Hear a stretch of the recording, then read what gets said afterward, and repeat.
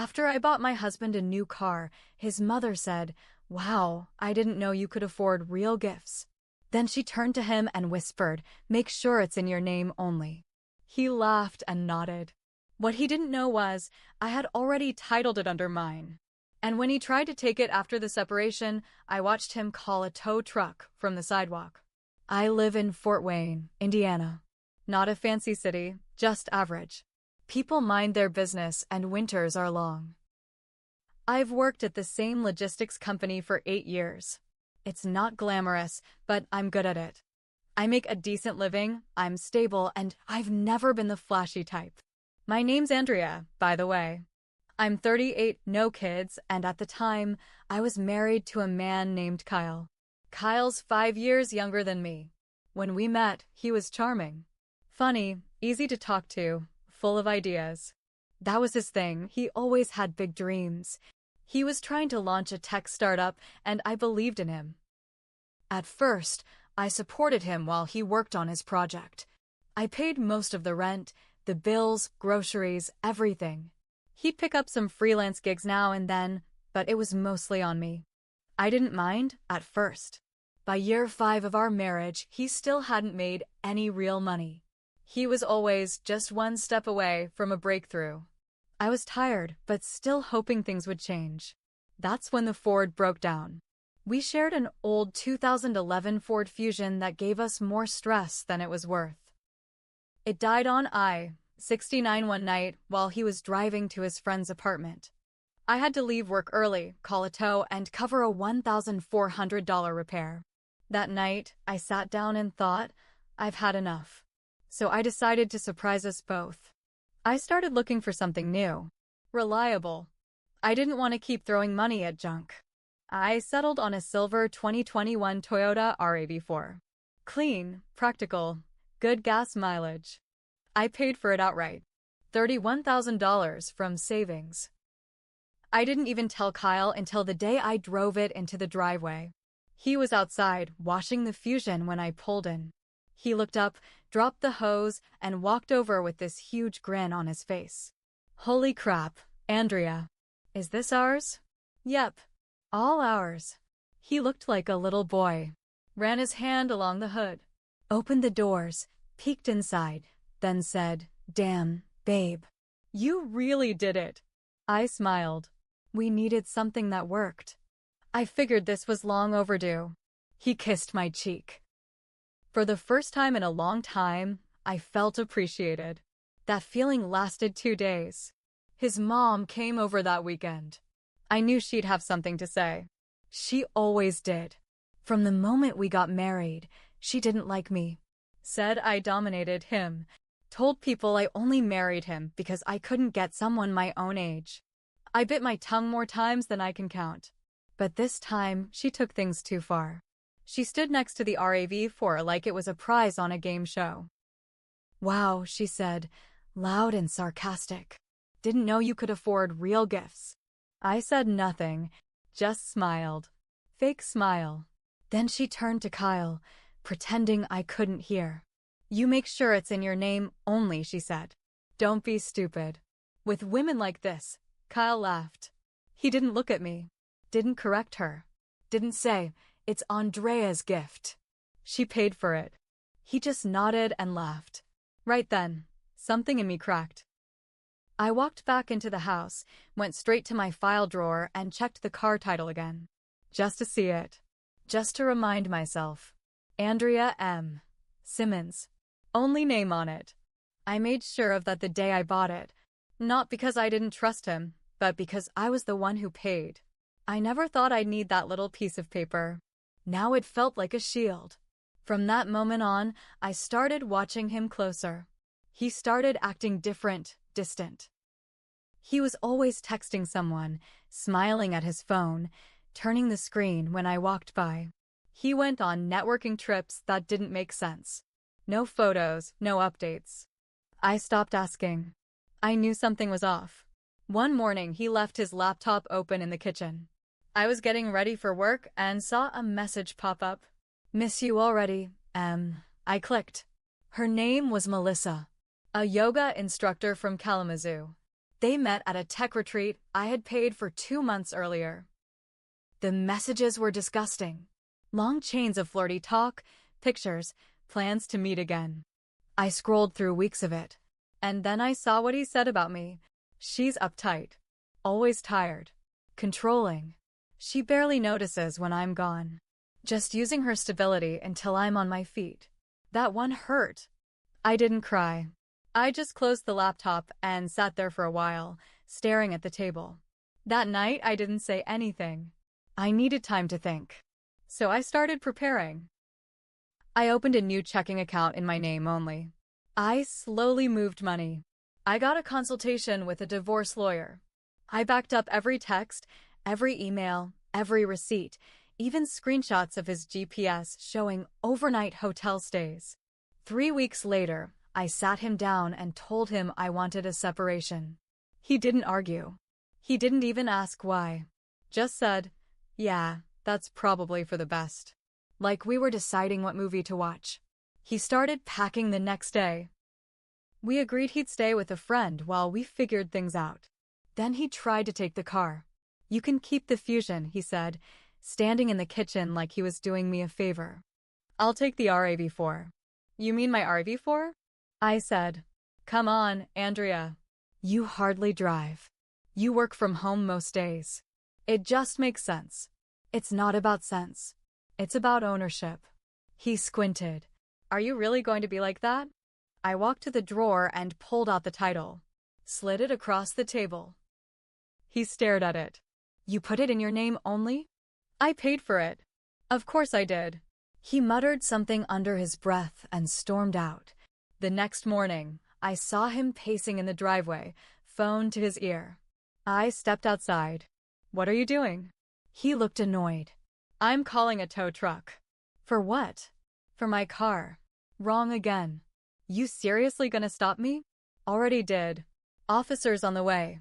He laughed like I was bluffing. Then the police arrived. He tried to talk fast, act like he had a claim.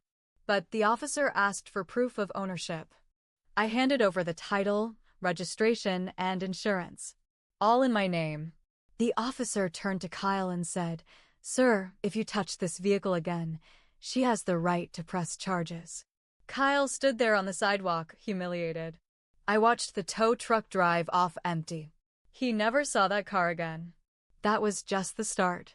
After the tow truck left and the cop gave Kyle a warning, he stormed off. Didn't even look back. I thought maybe that was it, that he'd just disappear and leave me alone. I was wrong.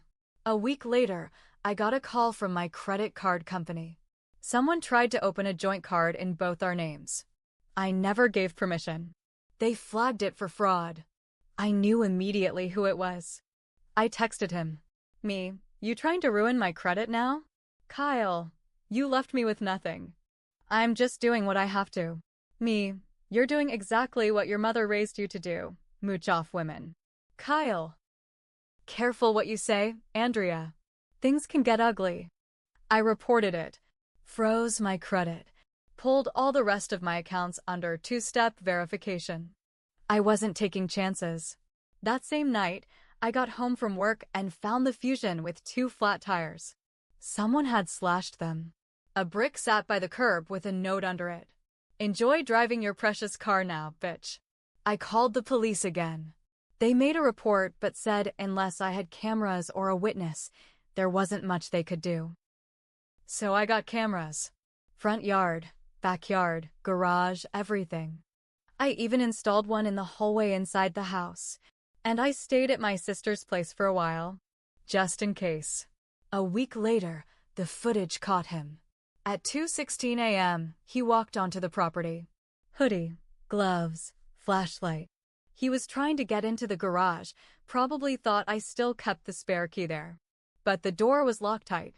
I gave the footage to the cops. This time, they picked him up.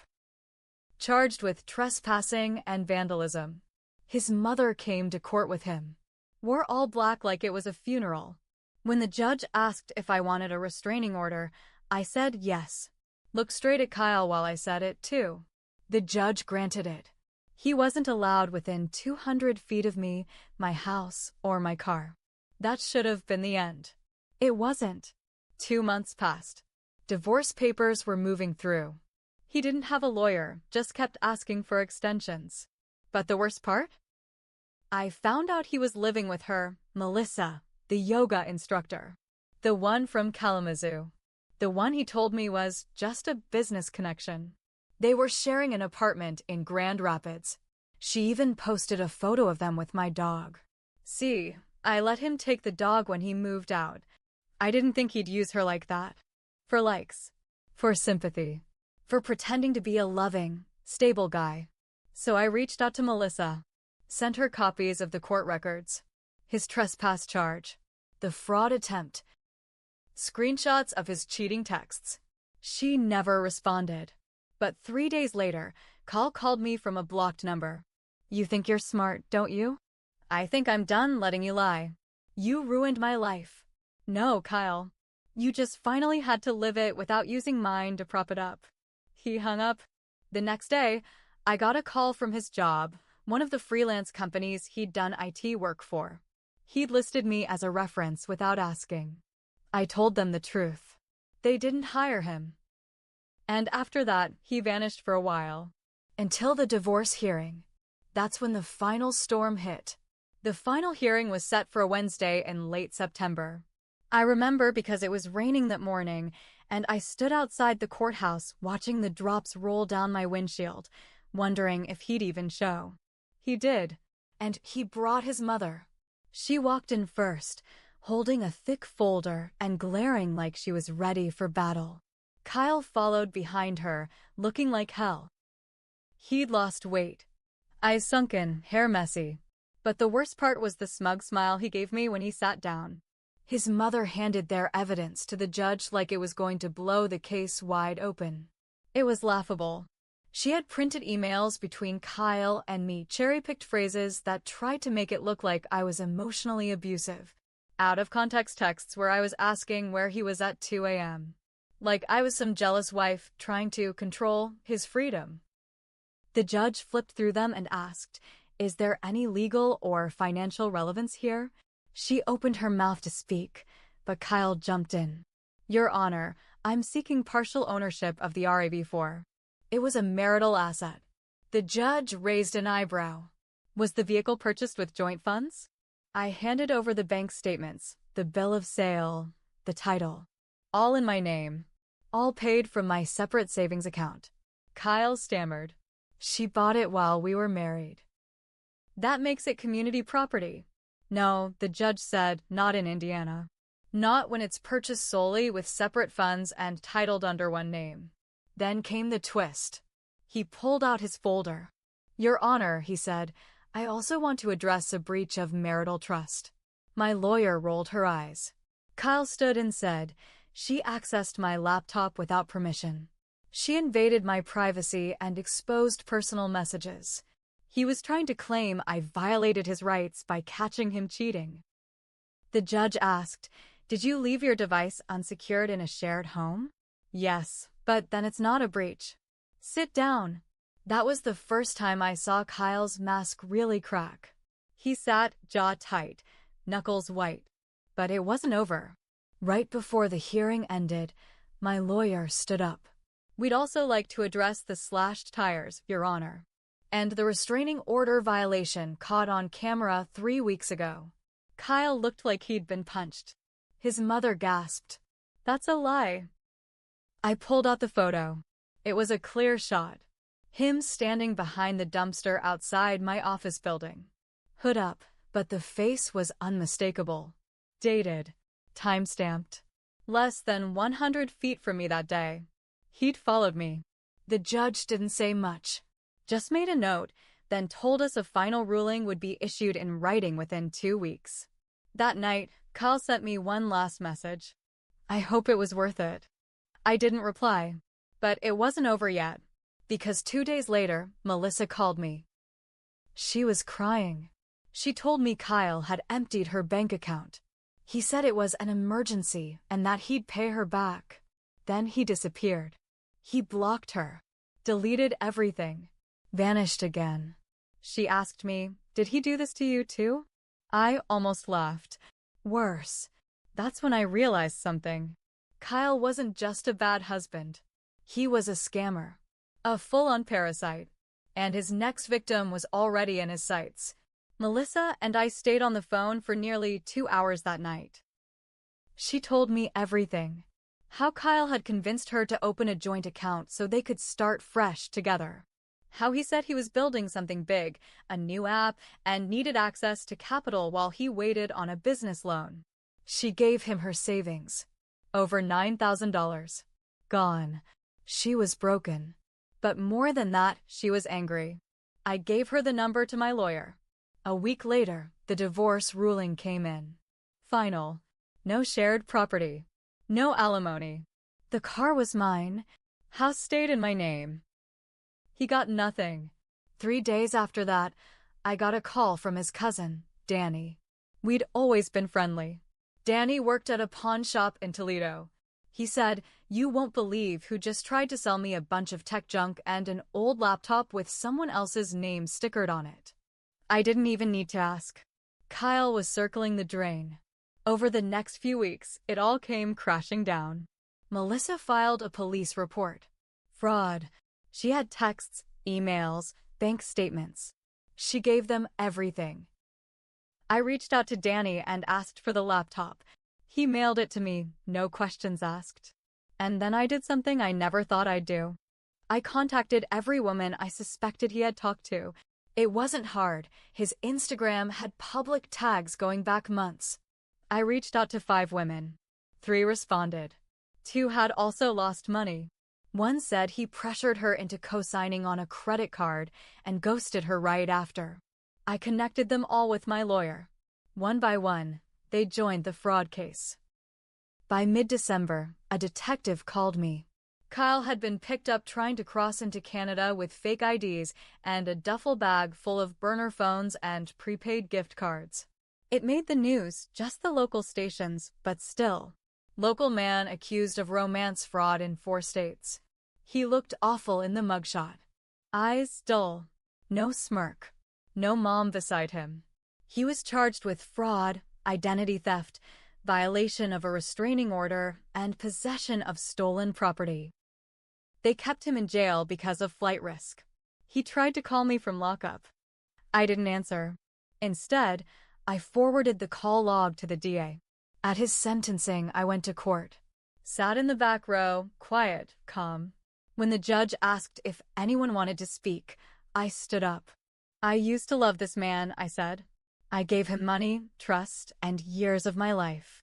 He used me until I had nothing left to give. Then he moved on and did it to someone else. And someone else." And he laughed while doing it. Kyle didn't look at me once. He got 6 years. Minimum. Melissa and the others got restitution orders. I didn't want a dime from him. I wanted distance. I wanted freedom. As for me, I sold the Fusion. I kept the RAV4. Every time I slide behind the wheel, I think about the look on his face when the tow truck drove off without him. And I remind myself, letting someone take and take from you isn't love. Love isn't quiet sacrifice. Love is knowing when to say enough. And meaning it.